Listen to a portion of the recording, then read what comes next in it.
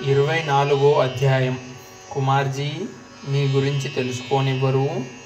కుమార్జీ ఓ విశిష్టమైన వ్యక్తి, విచిత్రమైన వ్యక్తి కూడా. మేము కుప్పం వెళ్ళే ముందు ఆయన్ని గురించి చాలా వింతగా చెప్పారు. అప్పట్లో సత్యలోకంలోని నిబంధనలు చాలా కఠినంగా ఉండేవి.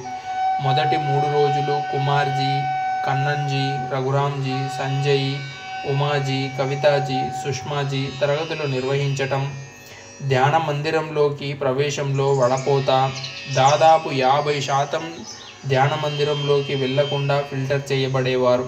వాళ్ళలో బ్లాక్స్ ఇంకా ఉండిపోవడం, తమని తాము తెలుసుకోవటంలో పరిపక్వత రాకపోవటం, వారికి తరగతులు నిర్వహించిన భగవద్దాసులు క్షుణ్ణంగా పరిశీలించి, భగవాన్తో చర్చించి, 1కి 10 సార్లు ఆలోచించి ఈ నిర్ణయం తీసుకునేవాళ్ళు. ధ్యాన మందిరంలోకి వెళ్లకుండా బయట ఉండిపోయిన వాళ్ళందరికీ కుమార్జీకి అప్పచెప్పేసేవాళ్ళు. ఆ 3 రోజులు చేపల్ని తోమినట్టు మురికి బట్టల్ని తెల్లబడేలా చేయటానికి ఉతికి బట్టలో సబ్బుతో తోమి నీళ్లలో పిండి ఎండలో ఆరేసినట్లు కుమార్జీ చేతుల్లో నలిగి ముద్దైపోయేవాళ్ళు. కుమార్జీ మాటలు చాలా కఠినంగా గుచ్చుతున్నట్లు ఉంటాయి. అవతలి వ్యక్తి ఎంతటి వాడైనా పరుషమైన పదజాలాన్ని బాణాల్లా ప్రయోగించేవాడు. కానీ చిత్రం ఏమిటంటే, ఆయన చేత తిట్లు వినే అవసరం ఎవరికీ లేకపోయినా, ఇష్టం లేక వెళ్ళిపోయే హక్కు అందరికీ ఉన్నా ఎవ్వరూ విడిచిపెట్టి వెళ్ళేవారు కాదు.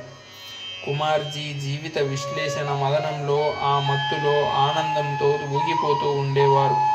ధ్యాన మందిరంలోని వారు గిరిపాద, జ్యోతిర్మయి, పరమగురువు బోధనల ఆనంద పారవశ్యంలో ఉంటే, బయట ఉండిపోయిన వాళ్ళు కుమార్జీ జీవిత మదనంలో ఇంకో రకం అమృతాన్ని గ్రోలుతూ ఉండేవాళ్ళు. ఆయన తిట్లు దీవెనలుగా తీసుకునేవాళ్ళు. ఆయన కఠినత్వాన్ని విశిష్టమైన వ్యక్తిత్వంగా శ్లాఘిస్తూ ఉండేవారు. తమని గురించి తాము తెలుసుకునేందుకు కుమార్జీ బోధనలు ఎంతగానో ఉపయోగపడేవి. ఒక దశలో మనిషి క్షాళనం కావటానికి కుమార్జీ ఇచ్చే ట్రీట్మెంట్ తప్పనిసరి అనిపించేటట్లుగా ఉండేది. కుప్పం ఆశ్రమానికి కుమార్జీ స్మైల్ ఓ అలంకారంగా ఉండేది.